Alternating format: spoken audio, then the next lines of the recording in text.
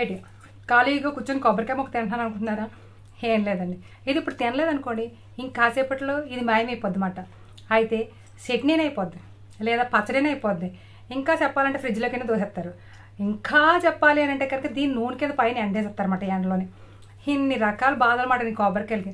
చిన్నప్పుడు అండి శనివారం పూట కొబ్బరికాయ కొట్టిన తర్వాత ఇంత మొక్క తలకో మొక్క తినేవారు. కొబ్బరికాయ ఎందుకు తింటారండి? Instant energy. కొబ్బరి నీళ్ళు ఎందుకు తాగుతారండి? ఎనర్జీ కోసం. వీటిలన్నింటినీ కూడా మనం కొబ్బరికాయ నీళ్ళేమో బయట పంపేస్తాము, కొబ్బరికాయ మొక్కనేమో పచ్చళ్ళు, వేపుళ్ళు, చట్నీలు, ఇంకా చెప్పాలంటే నూనెలు కూడా ఆడిసి తినేస్తున్నారండి. ఇదేంటంటే పూర్వంలోని మనం ఉత్తినే చెప్తే తిన్నాం కదా, అందుకని దేవుడి దగ్గర ప్రసాదం అంటే అందరూ పద్ధతి కింద మొక్క తింటారని చెప్పి ఈ పద్ధతి పెట్టారండి. కానీ ఇప్పుడు వీటి బతికంతా కూడా తినడానికి లైవ్లో తినడానికి లేదండి, చట్నీల పరంగానే. దీనిలో మళ్ళీ పప్పులేసి ఉప్పులేసి ఇన్ని రకాలేసి దీన్ని దంచేసి నానేసి పిండేసి లాగేసి తింటున్నారు.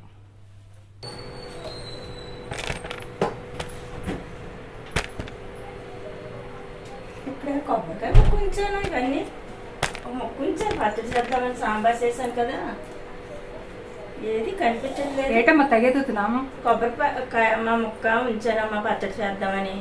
కొబ్బరికాయ మొక్క ఇటు పచ్చడికా? సాంబార్ చేశాను కదా, దానిలో పచ్చడి ఒకరు చేసుకుని తిందామని. ఇంకే కూర లేదా? ఏం కూర? ఈ కూరతోనేటి పచ్చడి చేద్దామనే కదా. అంటే నేనే ఇక్కడ ఉంది కదా అని తినేసానమ్మా. ఏంటమ్మా పచ్చడి చేద్దాం అనుకుంటే ఇంకా అలా తినేయడం ఏంటమ్మా నువ్వు?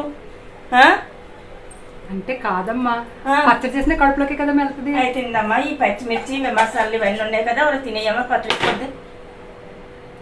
అంటే కొబ్బరికాయ అంటే తినొచ్చమ్మా, ఇది తినలేమమ్మా. తింటే పచ్చడి అవుతుంది, కొంచెం వేసి అందరికి అవుద్ది. అంటే నీకు అలాగా అర్థమైంది, ఆ లాజిక్ తో వచ్చావా?